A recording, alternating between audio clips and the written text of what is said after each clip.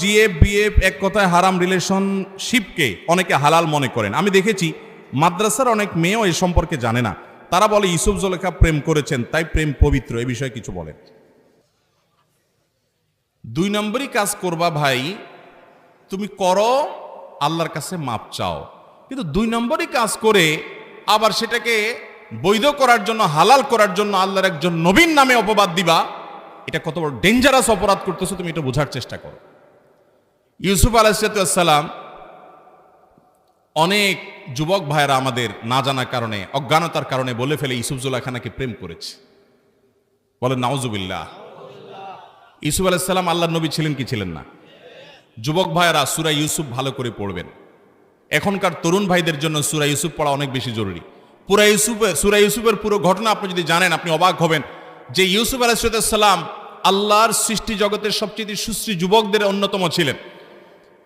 তার এই রূপ এবং লাবণ্য, তার সৌন্দর্য এবং গুণে মাধুর্যে মুগ্ধ হয়ে মিশরের তৎকালীন রাষ্ট্রপ্রধানের স্ত্রী জুলাইখা, তিনি আসক্ত হয়ে তাকে কুপ্রস্তাব দিয়েছেন।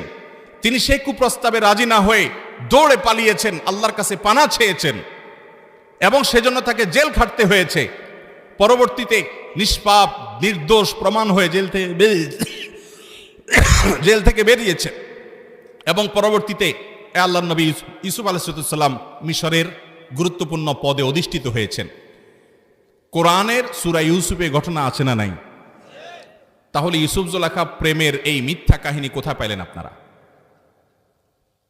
আমাদের অনেক যুবকরা আছে বাবা মার অবাধ্য হয়ে অসামাজিক কার্যকলাপ করতে গিয়ে, 2 নম্বরই কাজ করতে গিয়ে তারা এই সমস্ত গুনাহে লিপ্ত হতে গিয়ে তারা একজন আল্লাহর নবীর চরিত্রে কালিমা দেয়। আছে না নাই? এই যে কয়দিন আগে একটা বেসরকারি টেলিভিশন চ্যানেলে এই ধরনের একটা সিরিয়াল চালানো হয়েছে, কি নাম জানি,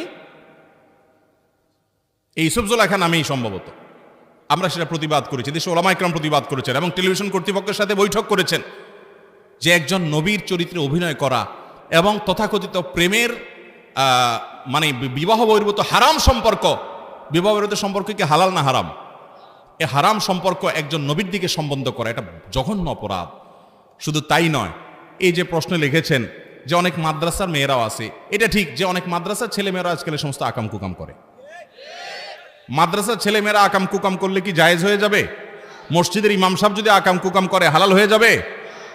ইমাম সাহেব যদি আকাম কুকাম করে সেটাকে অবশ্যই প্রত্যাখ্যান করতে, অন্যায় তো অন্যায়।